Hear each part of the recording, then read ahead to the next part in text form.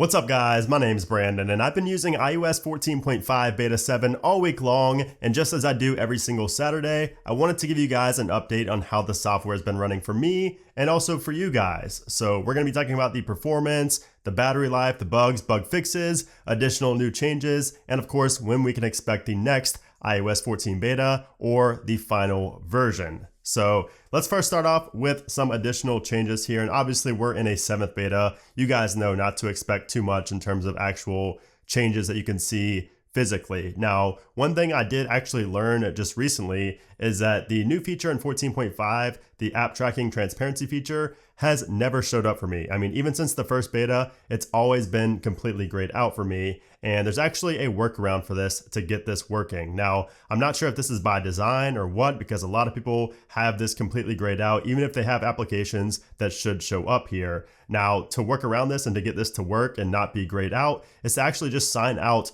of your iCloud and sign back in. So I'm going to go to my iCloud account right here and sign out. And I'm signing out of my iCloud account right now. I'm not going to keep a copy of anything. Let's just sign out, and we're going to sign right back in. And then that toggle should be enabled. It should not be grayed out anymore, and we'll be able to turn on and off the app tracking transparency feature. All right, so let's go ahead and sign in to our Apple ID again. All right, so we are signed back in to our iCloud account. Now let's go down to privacy and to tracking. And as you can see, it is no longer grayed out, and I can now turn this on and off. And actually, if you go into an application that uses this, so let's say NBA, for example, it will now show up the prompt, or it should show up the prompt here that asks you if you want to, if you want the application to follow you across different applications. There you go. So I never actually got this. Me personally, I've not gotten this pop up at all in 14.5 until I learned that you just need to sign out of your iCloud account and sign back in. So you can allow this. And then of course, if you go back into your settings, you can see the toggle for that, and you can see it right down below there. So I just figured I'd share that.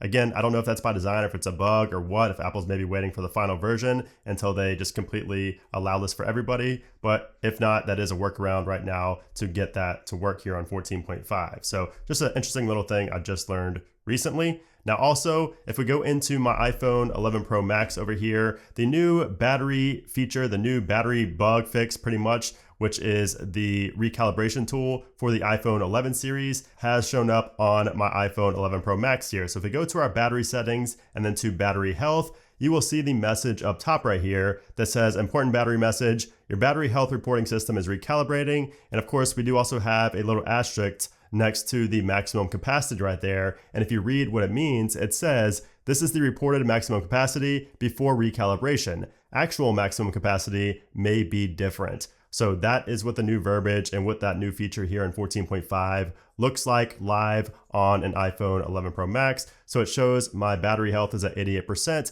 but there is a bug with the iPhone 11 series, and that could be incorrect. I could actually have like 92% maximum capacity, or I could have like 83%, and this could be inaccurate. So once Apple and iOS 14.5 recalibrates my battery, which could take a couple of weeks, it will show the proper value right there, and then this message will go away. And you can also tap on Learn More, and it will take you to the support page right here, which I linked to in my original What's New video. So I just figured I'd show you guys what that actually looks like running here on the iPhone 11 with this new feature. Another thing I noticed here in beta 7 is that when you use the report feature here inside of the Maps application, you can report an accident, a hazard, or a speed check. I actually noticed that both the hazard and the accident work, and they actually show up on the map, but for whatever reason, the speed check, like to report a cop, maybe that's like, gunning people if they're speeding, that doesn't show up on the map. Now, I'm not sure if that's a regulatory thing or not, but for whatever reason, that feature is still not fully functional here in 14.5. It doesn't show up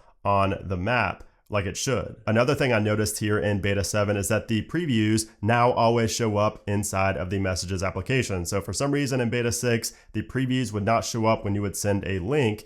Other people could see it, but on your device, it would not show a preview right there. And that has been fixed here in beta 7, as confirmed by me, and numerous other people also had the issue on beta 6, but now it's been fixed here in beta 7, which is good because that was one of the most annoying bugs to me in 14.5. And then also I did have a bug with AirDrop where when I would, go to AirDrop something, everybody's name would pop up twice, like their contact info would show up twice. That has also been fixed here in beta 7. I airdropped multiple things throughout the week and never had anybody show up as a duplicate. Another new feature that some people are noticing here in beta 7, and this could also be a server-side update, it probably is a server-side update for Apple inside of the App Store, but some users are seeing search tags in the App Store. So for example, if you search like wallpaper or photos, it would show little tags underneath the search bar to kind of get more specific with what type of search, what type of applications you're looking for. So just some new features coming to the App Store. And like I said, a lot of people on the beta program here on beta 7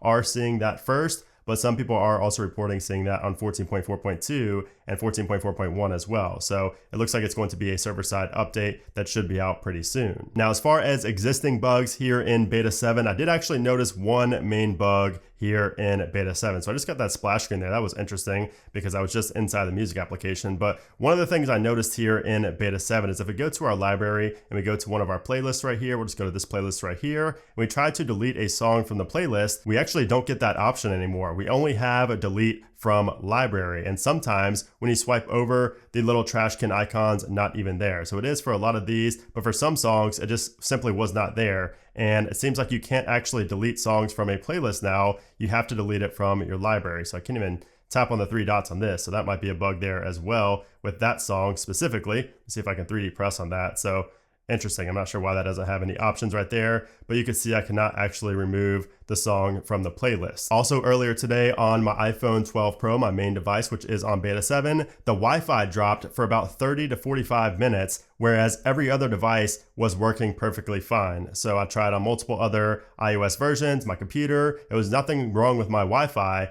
but for some reason my iPhone 12 Pro on beta 7 here just completely dropped Wi-Fi for like 45 minutes. I tried everything, rebooting the device, I tried the airplane mode, I tried turning Wi-Fi on and off, and nothing. And then it just magically came back. So a really strange bug there with Wi-Fi. That was the first time I had any issue with Wi-Fi at all in iOS 14.5. So pretty interesting and honestly kind of concerning that it happened in beta 7 and not in an earlier beta. And then of course, some users are still reporting the green tint issue. And once again, I don't have green tint on any of my devices, any of my iPhone 12s or any other device. So unfortunately for you guys, I'm not too sure what to tell you. I mean, we may have to wait till iOS 15 to see a fix for the green tint bug, just because we did also have an issue similar to this with the iPhone XR, and that was fixed via software. So hopefully this can as well. And hopefully it's not a hardware issue. Now, another bug I noticed here in beta 7 is that the AirPlay to HomePod is still completely buggy. A really buggy experience here inside of the music application. So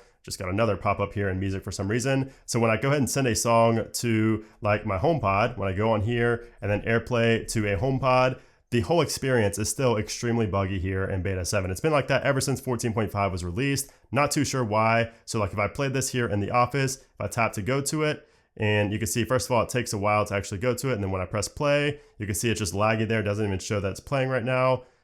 I mean, I'm not sure what's going on. The whole experience is just so buggy, and it's like this all the time. Sometimes I have to go in here and long press on this and then go here, and I have to go back to whatever I was playing the music on to actually be able to control the volume and go next and control the queue and things like that. So just the overall experience is still very buggy when you AirPlay to a HomePod, with music at least. Now, as far as the performance goes here on beta 7, I mean, aside from those few bugs that I just mentioned, everything seems fine here on beta 7. I mean, performance is excellent. I think it's better than 14.4.2 in my opinion. Now, going from beta 6 to beta 7, I haven't noticed any difference at all in overall raw performance. Of course, we do have those bug fixes, which always help. And, especially the messages one really helped a lot, and the AirDrop one helped a lot. But we still do have some bugs like AirPlay to HomePod is still very buggy and things like that. But overall, raw performance, gaming, and just doing your everyday thing. I mean, social media, taking pictures, things like that, everything is solid. Really nothing at all to complain about when it comes to performance here on beta 7. It's also the same for my iPad. I actually game more on my iPad Pro.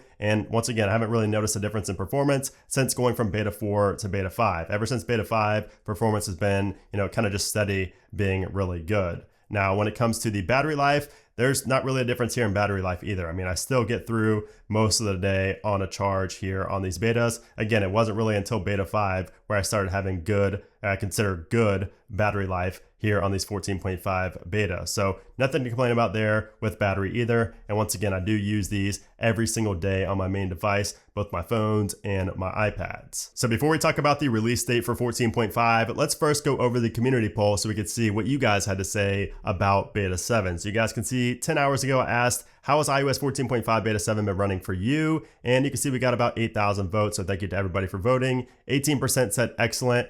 6% said good, 4% said not so good, and 72% are waiting on the final version, myself included. So let's go ahead and read off some of these comments and see what you guys had to say about this latest version. Imagine how tired we are waiting. Definitely very tired of waiting right there. So Jay Stahl, I can't remove a song from playlist anymore. Only option is to delete song from library. That is the bug I just mentioned earlier. So it seems like multiple people are having the issue as well based on the thumbs up right there. The only small bug I've had since iOS 14.5 is when I fully restart my iPhone 6s, it shows as 100% charged, and then I'll go back to the actual percentage after about 10 seconds. This was not a problem before 14.5. So yeah, that was a bug on, I believe, beta 5 and beta 6, but it is not a bug anymore here on beta 7, at least not for me. It doesn't show the 100% charged bug anymore on the lock screen. So I didn't know that people were still having that. So if you're on beta 7 and you still have that issue, let me know in a comment down below. I was unaware that people were still having that lock screen battery percentage bug. Eduardo says, do you think there will be a 14.5.x beta, or are we clear until iOS 15? So I think that we will see like a 14.6 beta maybe. There's not usually betas on point-of-point updates like 14.5.1, like there wouldn't be a beta. Those are just usually security fixes. So there's not any need to beta test that. So 14.6, I could see maybe even a 14.7 before iOS 15. Because keep in mind, in June, Apple is only releasing the beta of iOS 15. We're not going to get the final version of iOS 15 until way later in the fall. So we're going to have a 14.6, 14.7, and I mean, there is even a possibility of like a 14.8. So there will be point-of-point updates throughout the entire year until September when iOS 15 actually gets released to the public. John says by the time they release this, face masks won't be a thing anymore. So that's, I think face masks will be a thing for quite a while longer, but that is still kind of funny because this is taking forever to get released. Battery life is great on my iPhone 11. Battery life feels better on the 12 mini. Excellent on my iPhone SE 2016. So good to see somebody still using the original iPhone SE here on these betas. Always good to see that. Just got the iPhone 12 Pro Max. Best decision ever made. I do like the 12 Pro Max, which I have right down here. However, it's too big for my taste. iPhone 12 Pro Max still have the delay bug with CarPlay and audio. So I do not have access to CarPlay anymore, but if you guys are having issues with CarPlay and audio, possibly a delay, let me know and kind of expand on that a little bit more in the comments if you guys are still having that. When rearranging songs in a playlist, the moment I press done, the song goes back to its old spot. It's like Control Z. So interesting. I'm not having that bug, but there are definitely bugs still in the queue inside of music. So I'm not having that, but hopefully that will get solved very soon. I'm just going to read a couple more here. iPhone 7 is actually running smoother than the previous beta. Good to hear. A lot better battery than beta 6. It seems to have some Siri new voice sample issues, only saying one word and then it's done.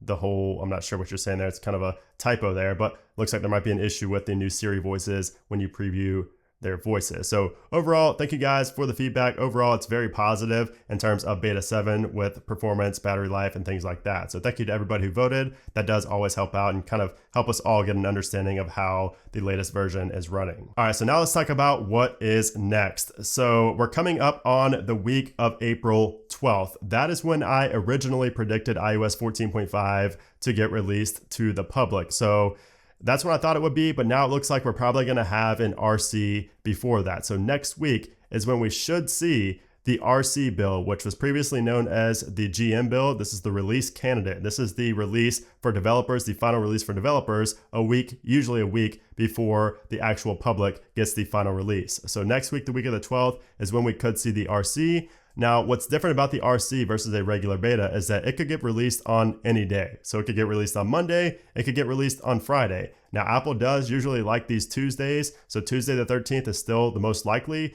but an RC build could be released on any day. So it's really hard to say when. Now, if we do get the RC early next week, if we get it on like a Monday, there is a possibility of 14.5 getting released to the public later in the week next week, or if not, it will be released on the week of the 19th, most likely again on a Tuesday there, Tuesday the 20th.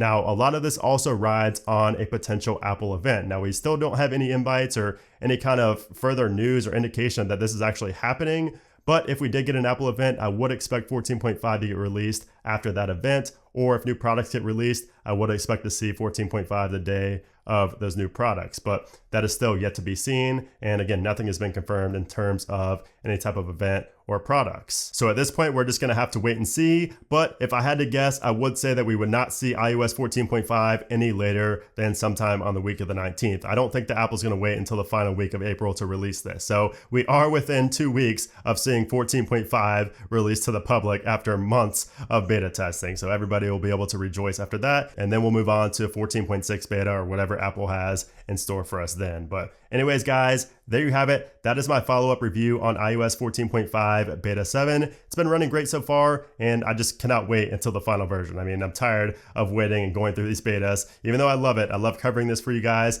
Just like you guys, I also want that final version released to the public. But if you guys enjoy these updates like I do every weekend, I would really appreciate if you give this video a thumbs up. And if you have not subscribed already, make sure you hit that subscribe button down below to get weekly updates on these iOS 14 betas. And of course, I will be covering all of the iOS 15 stuff in June as well. But anyways, guys, thanks again for watching, and I'll see you soon.